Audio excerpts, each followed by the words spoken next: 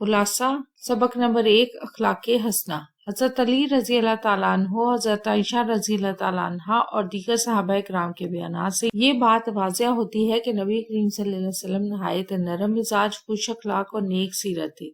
آپ صلی اللہ علیہ وسلم ہمیشہ سلام میں پہل کرتے، مصافحہ کرتے اور کسی کی بات پوری سننے تک رخ نہیں پھیرتے تھے۔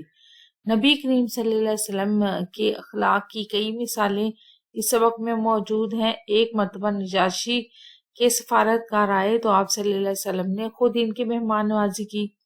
حالانکہ صحابہ کرام رضی اللہ تعالیٰ عنہ نے پیشکش کی تھی کہ وہ یہ کام انجام دیں گے۔ حضرت بان بن مالک رضی اللہ تعالیٰ عنہ، جن کی بینائی کمزور ہو گئی تھی، نے درخواست کی کہ نبی کریم صلی اللہ علیہ وسلم ان کے گھر آ کر نماز پڑھیں تاکہ وہ اس جگہ کو سجدہ گاہ بنا سکیں، یعنی پھر وہ اسی جگہ نماز پڑھا کریں۔ نبی کریم صلی اللہ علیہ وسلم نے یہ درخواست قبول کی اور ان کے گھر جا کر نماز ادا کی۔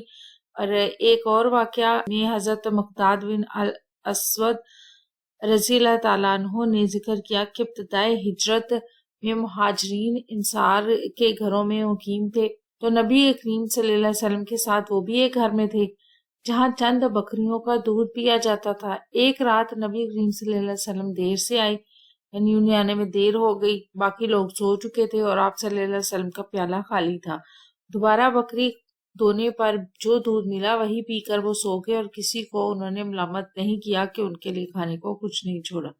نبی کریم صلی اللہ علیہ وسلم کی عادتوں میں سے یہ بھی تھا کہ اگر کوئی شخص باریابی کی اجازت چاہتا، یعنی آپ محفل میں یا آپ کہیں بیٹھے ہیں تو آپ سے اجازت چاہتا کہ وہ بھی آپ کی محفل میں شریک ہو سکے تو آپ اسے آنے دیتے، حتیٰ کہ اگر وہ کوئی اچھا آدمی نہ بھی ہوتا تب بھی۔ مجلس نبی صلی اللہ علیہ وسلم میں جگہ کم ہوتی تھی لیکن ہر کسی کو خوش آمدید کہا جاتا تھا۔ ایک دفعہ نبی کریم صلی اللہ علیہ وسلم اپنے رضائی والد، والدہ اور بھائی کے لیے چادر بچھاتے نظر آئے۔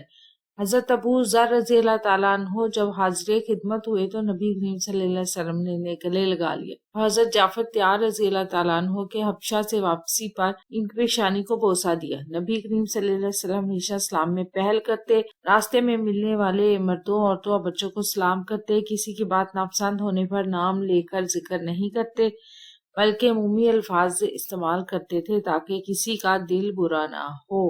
میں نے کوشش کی ہے کہ سبق کا کم سے کم لفظوں میں اس کا خلاصہ آپ کے ساتھ پیش کر سکوں۔